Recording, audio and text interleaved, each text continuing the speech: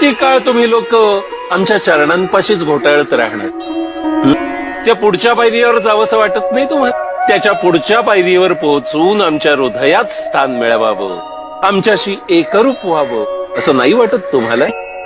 अरे किती दिवस आमच्या सगुण रूपाची तुम्ही उपासना करत राहणार? आमच्या पादुका, आमची मूर्ती, आमची तैलचित्र यांच्याच भोवती घोटाळत राहणार नाही. आम्हाला मान्य आहे, सगुण रूपात आमची उपासना केल्यामुळे उपासनेकडचा तुमचा कल वाढतो, तुमचं चित्त एकाग्र करायला तुम्हाला मदत होते. अरे पण सकाम उपासनेची पूर्तता तुमच्याकडून झालेली आहे, त्यामुळेच तर आम्ही तुम्हाला दर्शन दिलं.